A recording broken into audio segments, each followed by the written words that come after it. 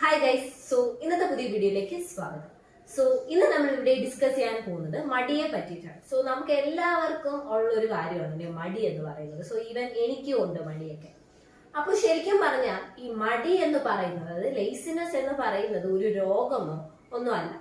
ഇത് സ്വാഭാവികമായിട്ടും എല്ലാ മനുഷ്യരിലും ഉള്ള ഒരു സൈക്കോളജിക്കൽ ആയിട്ടുള്ള ഒരു കാര്യമാണ്.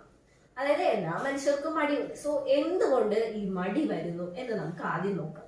ശരിക്കും പറഞ്ഞാൽ ഈ മടിയുടെ ആദ്യ കാര്യം എന്ന് പറയുന്നത് ഓവർവെൽമിങ് ഫ്രം ഗോൾസ്. അതായത് വലിയ വലിയ ആഗ്രഹങ്ങളാണ്, അതായത് വലിയ വലിയ ഗോൾസ് ആണുള്ളത്. അപ്പൊ ശരിക്കും പറഞ്ഞ ഒരു കുട്ടി ജസ്റ്റ് ഒന്ന് പഠിത്തത്തിലേക്ക് വരുമ്പോ, അല്ലെങ്കിൽ ആ ഒരു ഏജ് അറ്റൈൻ ചെയ്യുമ്പോൾ തന്നെ അവര് ഇപ്പൊ 10ാം ക്ലാസ് 11ാം ക്ലാസ്സിലൊക്കെ ആവുമ്പോൾ തന്നെ അവർക്കൊക്കെ ഒരുപാട് സ്വപ്നങ്ങളുണ്ട്. എനിക്ക് ഇന്നതാവണം, എനിക്ക് അതാവണം, ഇതാവണം. പക്ഷെ ഇതൊക്കെ സ്വപ്നങ്ങളാണ്.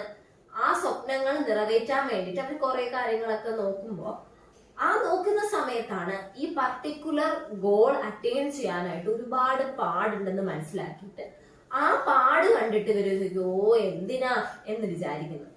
അങ്ങനെ എന്തോ ഒരു മടി ഡെവലപ്പ് ചെയ്യും. അപ്പോ ആദ്യമേ തന്നെ നമ്മള് വലിയ വലിയ ഗോൾസ് നേടാനായിട്ട് ശ്രമിക്കാതെ പടികൾ ചെറുതായി ചെറുതായി എടുത്തു വെക്കാൻ ശ്രമിക്കുക. അതായത് എപ്പോഴും നമ്മൾ പറയാറുള്ളത്, ശരിക്കും പറഞ്ഞു കഴിഞ്ഞാൽ നമ്മളൊരു കാര്യത്തിനെ ഒറ്റയടിക്ക് മാറ്റാൻ ശ്രമിച്ചാലാണ് അവിടെ മടി വരുന്നത്. നമ്മൾ ആ കാര്യത്തിനെ പതിയെ പതിയെ പതിയെ ചെയ്തു കഴിഞ്ഞാൽ അവിടെ മടി ഉണ്ടാകത്തില്ല എന്നാണ് പറയുന്നത്. പിന്നെ രണ്ടാമത്തെ റീസൺ എന്ന് പറഞ്ഞു കഴിഞ്ഞാൽ സക്സസും ഫെയിലിയറും പേടിക്കുന്നവരാണ്. അതായത് എന്റെ ലൈഫിൽ ഇപ്പൊ ഒരു ഫെയിലിയർ വന്നാലും എന്റെ ലൈഫിൽ ഒരു സക്സസ് വന്നാലും പേടിയാണ്. അത് മറ്റുള്ളവരെ എങ്ങനെ അത് കൺസിഡർ ചെയ്യും, അല്ലെങ്കിൽ മറ്റുള്ളവരെ എന്റെ സക്സസിനെ എങ്ങനെ ട്രീറ്റ് ചെയ്യുന്നു, ഇതൊക്കെ നമുക്കൊരു പേടിയാണ്. ആ പേടി കാരണം മടി ഡെവലപ്പ് ചെയ്യാം. മൂന്നാമത് പറയുന്നത് എന്ന് പറഞ്ഞു കഴിഞ്ഞാല് ലാക്ക് ഓഫ് ക്ലിയർ പ്ലാനിങ്. കൃത്യമായിട്ടൊരു പ്ലാനിങ് ഇല്ല. എന്തോ ചെയ്യണം, അല്ലെങ്കിൽ എനിക്ക് എന്തെങ്കിലുമൊക്കെ നേടണം എന്ന് ജസ്റ്റ് ഒരു ചിന്ത മാത്രമേ ഉള്ളൂ. അല്ലാതെ അത് എങ്ങനെ നേടണം എന്നുള്ളൊരു പ്ലാനിങ് ഒന്നും ഇല്ലാതെ വരുമ്പോ, നമുക്ക് എന്ത് ചെയ്യണം എന്ന് അറിഞ്ഞൂടാ, ഇന്ന് എന്ത് ചെയ്യണം, നാളെ എന്ത് ചെയ്യണം എന്നൊരു ഐഡിയ ഇല്ലാതെ വരുമ്പോ നമുക്ക് സ്വാഭാവികമായിട്ടും മടി ഉണ്ടാകും. നാലാമത് പറയുന്നത് എന്ന് വെച്ച് കഴിഞ്ഞാൽ കംഫർട്ട് സോൺ.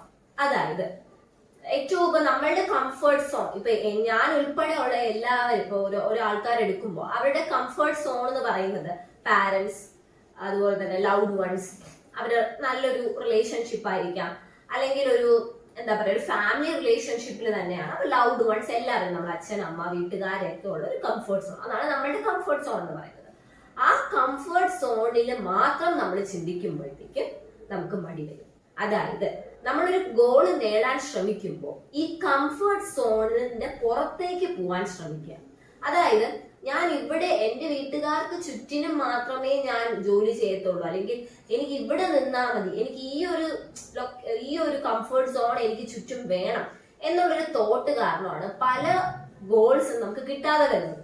അങ്ങനെ വരുമ്പോൾ സ്വാഭാവികമായിട്ട് നമുക്ക് മടി പിടിക്കും. കാരണം നമുക്കൊരിതുകൊണ്ട് നമുക്ക് ചുറ്റും നമ്മളുടെ ഇഷ്ടമുള്ളവരുണ്ട് എന്നൊരു തോട്ട്. പക്ഷെ നമുക്ക് കുറച്ചും കൂടെയൊക്കെ നമുക്കൊന്ന് തിങ്ക് ചെയ്യണം, നമ്മൾ കുറച്ചുകൂടെയൊക്കെ ഒന്ന് ഫ്യൂച്ചറിൽ നല്ല രീതിയിൽ എത്തണമെങ്കിൽ നമ്മൾ ഈ കംഫർട്ട് സോണിനെ ബ്രേക്ക് ചെയ്യണം. ബ്രേക്ക് ചെയ്ത് നമ്മൾ കുറച്ചുകൂടെയൊക്കെ മാറി ചിന്തിക്കാൻ ശ്രമിക്കണം. അതായത് ഒറ്റയ്ക്കൊക്കെ ഒന്ന് നമ്മൾ ഒരു വേൾഡ് നമ്മൾ എക്സ്പ്ലോർ ചെയ്യാം. എങ്കിൽ മാത്രമേ നമ്മളൊരു ഗോള് സക്സസ്ഫുള്ളിലേക്ക് പോകത്തുള്ളൂ. അല്ലാതെ നമ്മൾ കംഫർട്ട് സോണിൽ മാത്രം ചിന്തിക്കുക, കംഫർട്ട് സോണിൽ മാത്രം ഇരുന്ന് കഴിഞ്ഞാൽ നമുക്ക് നമ്മുടെ ലൈഫിൽ സക്സസ് ഉണ്ടാവത്തില്ല. അതിലൂടെയും മടി ഡെവലപ്പ് ചെയ്യാം. അഞ്ചാമത് പറയുന്നത് ലാക്ക് ഓഫ് ഇമ്മീഡിയറ്റ് റിവാർഡ്സ്. അതായത് ചിലരുടെ മടി എന്ന് പറഞ്ഞു കഴിഞ്ഞാൽ, ഞാൻ ഇങ്ങനെ ചെയ്തുകൊണ്ടിരിക്കുകയാണ് കാര്യങ്ങൾ, പക്ഷേ എനിക്ക് അതിനുള്ളൊരു റിവാർഡ്സ് കിട്ടുന്നില്ല, എനിക്ക് അതിനൊരു പ്രതിഫലം കിട്ടുന്നില്ല എന്ന് വരുമ്പോഴത്തേക്കും മടി വരും. അപ്പൊ എന്ത് ചെയ്യണം എന്ന് പറഞ്ഞു കഴിഞ്ഞാൽ, നമ്മൾ ചെയ്യുന്ന കുഞ്ഞു കുഞ്ഞു കാര്യങ്ങളായിക്കോട്ടെ, അത് നമ്മൾ തന്നെ അപ്രീഷിയേറ്റ് ചെയ്യുക. കാരണം എല്ലാ സമയത്തും നമ്മളെ എല്ലാവരും അപ്രീഷിയേറ്റ് ചെയ്യണം എന്നില്ല. അങ്ങനത്തെ സാഹചര്യം വരുമ്പോൾ നമ്മൾ നമ്മളെ തന്നെ ഒന്ന് അപ്രീഷിയേറ്റ് ചെയ്യുക. അതായത് ഫോർ എക്സാമ്പിൾ, ഇപ്പൊ നമ്മളിപ്പോ ഒരു 10ാം ക്ലാസ്സിൽ പഠിക്കുന്ന ഒരു കുട്ടിയാണ്.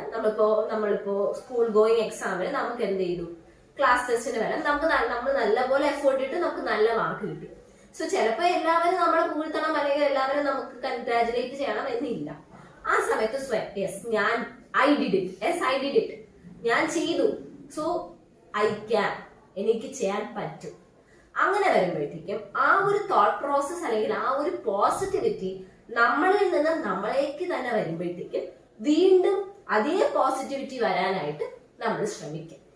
അല്ലാതെ നമ്മൾ ചെയ്ത കാര്യത്തിന് നമുക്ക് ഇമീഡിയറ്റ് റിവാർഡ് കിട്ടാതെ വരുന്ന ഒരു മൈൻഡ് സെറ്റ് എന്ന് പറയുമ്പോഴത്തേക്കും ഞാൻ ചെയ്തിട്ട് എനിക്കൊന്നും കിട്ടുന്നില്ല, ദെൻ ബൈ ഫോർ വാട്ട് എന്നുള്ളൊരു ക്വസ്റ്റ്യൻ വരികയും അവിടെ സ്വാഭാവികമായിട്ടും മടി ഡെവലപ്പ് ചെയ്യുകയും ചെയ്യുന്നു. ഇതെങ്ങനെ മാറ്റാം? സോ മടി എന്ന് പറയുന്നത് ഒരു മരുന്ന് കൊടുത്തോ അല്ലെങ്കിൽ ട്രീറ്റ്മെന്റ് ചെയ്തോ മാറ്റാൻ പറ്റുന്ന ഒരു സംഭവമൊന്നുമല്ല. It is basically personal. അതായത് നമ്മൾ തന്നെ ഡെവലപ്പ് ചെയ്തെടുക്കുന്നതാണ് മടി. ആ ഡെവലപ്പ് ചെയ്തെടുക്കുന്ന മടിയെ നമ്മൾ തന്നെ കുറയ്ക്കണം. സോ അതെങ്ങനെ ചെയ്യാൻ പറ്റും?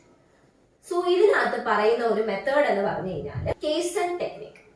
അതായത് ഞാൻ പറഞ്ഞു, മടിയുള്ളവർക്ക് ഏറ്റവും കോമൺ ആയിട്ട് കാണുന്നതാണ് അവര് ഇന്ന് ചെയ്യാനുള്ള കാര്യം നാളെ നാളെ നാളെ എന്ന് പറഞ്ഞ് വെക്കുന്നതാണ്.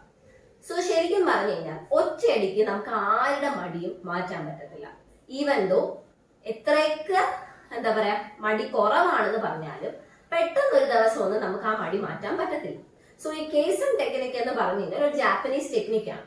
സോ ഇവിടെ പറയുന്നത് ചെറിയ ചെറിയ ചേഞ്ചസ് കൊണ്ടുവരിക. ഒറ്റയടിക്ക് ഒരു ചേഞ്ച് കൊണ്ടുവരാതെ ചെറിയ ചെറിയ ചേഞ്ചസ് ലൈഫിൽ കൊണ്ടുവരിക.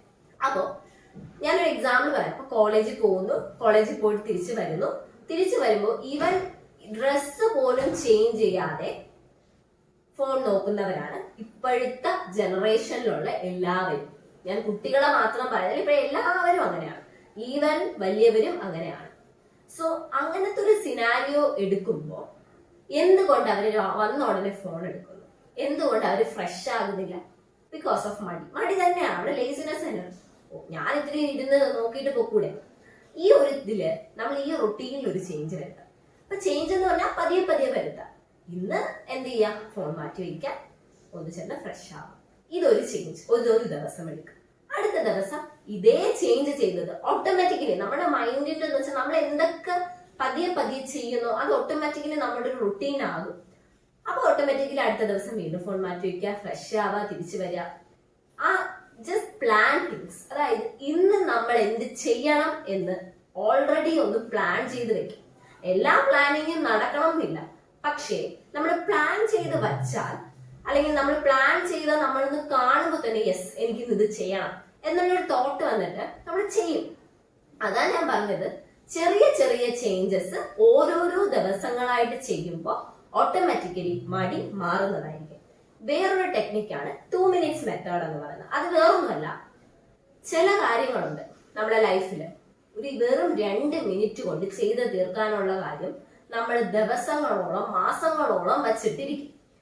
അങ്ങനെ ഇരിക്കുന്ന സമയത്ത് അതിലൊരു ക്ലിയർ ആയിട്ടുള്ള ഒരു ഇത് കിട്ടത്തില്ല, വെറുതെ നമ്മൾ ടൈം വേസ്റ്റ് ചെയ്യണം. സോ ഇങ്ങനത്തെ സിറ്റുവേഷനില് നമ്മൾ നോക്കാം, നമുക്കിപ്പോ ഒരു ഫോർ എക്സാമ്പിൾ ഒരു സ്കൂൾ ഗോയിങ് കുട്ടിയുടെ കേസ് തന്നെ എടുക്കാം. ഒരു അസൈൻമെന്റ് എഴുതാനുണ്ട്.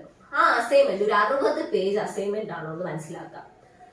സോ ഈ 60 പേജ് അസൈൻമെന്റ് ഹെക്ടിക് ആണ്, എനിക്ക് എന്ത് ചെയ്യണം എന്നറിയില്ല എന്നുള്ളൊരു അവസ്ഥയിലാണെങ്കിൽ 2 മിനിറ്റ് ആദ്യം അതിനു വേണ്ടി കുറച്ച് സമയം സ്പെൻഡ് ചെയ്യാം. 2 മിനിറ്റ്സിന് ശേഷം വേറെ എന്തെങ്കിലും ചെയ്തോ, വീണ്ടും 2 മിനിറ്റ് വീണ്ടും എഴുതുക, മാറ്റി വയ്ക്കുക. അടുത്ത് കുറച്ച് കഴിഞ്ഞ് ഒന്ന് റെസ്റ്റ് എടുത്തിട്ട് വീണ്ടും ഒരു 2 മിനിറ്റ്സ് എഴുതുക. ഇങ്ങനെ എഴുതുമ്പോൾ അല്ലെങ്കിൽ ഇങ്ങനെ വർക്ക് ചെയ്യുമ്പോൾ അതൊരു വർക്ക് ലോഡ് ആയിട്ട് നമുക്ക് തോന്നുകയും ഇല്ല, മടിയില്ലാതെ നമ്മൾ അത് വർക്ക് ചെയ്യുകയും ചെയ്യും. അതുപോലെ ഇപ്പൊ ഒരുപാട് ജോലിയുണ്ട്. ആ ജോലി ഏറ്റവും കുറഞ്ഞ സമയത്തിൽ നമുക്ക് ചെയ്യാൻ പറ്റുന്ന ജോലി എന്താണെന്ന് പ്ലാൻ ചെയ്യാം. ആ ജോലി ആദ്യം തീർക്കാം. അപ്പോ ഇതൊക്കെ നമുക്ക് ഓട്ടോമാറ്റിക്കലി ചെയ്തെടുക്കാൻ പറ്റുന്നതാണ്. അപ്പൊ ചെറിയ ചെറിയ തോതില് ചെറിയ ചെറിയ രീതിയിൽ നമ്മൾ വർക്ക് ചെയ്ത് കഴിഞ്ഞാൽ നമ്മളെ മടി നമ്മളെ വിട്ടുമാറുന്നതായിരിക്കും. സോ ലേസിനെസ് എന്ന് പറയുന്നത് ഒരു വലിയൊരു ബിഗ് ഡീൽ ഒന്നുമല്ല, നമുക്ക് തന്നെ ഡീൽ ചെയ്യാൻ പറ്റുന്ന കാര്യങ്ങളാണ്. സോ നമ്മൾ തന്നെ അതിനെ പതിയെ പതിയെ ചേഞ്ച് ചെയ്യുക, ചെറിയ ചെറിയ ചേഞ്ചസ് കൊണ്ടുവരാം. സോ അതുകൊണ്ട് തന്നെ നമ്മളിൽ തന്നെ കുറെ ചേഞ്ചസ് കൊണ്ടുവന്നു കഴിഞ്ഞാൽ ആ മടി ഓട്ടോമാറ്റിക്കലി മാറുന്നതായിരിക്കും.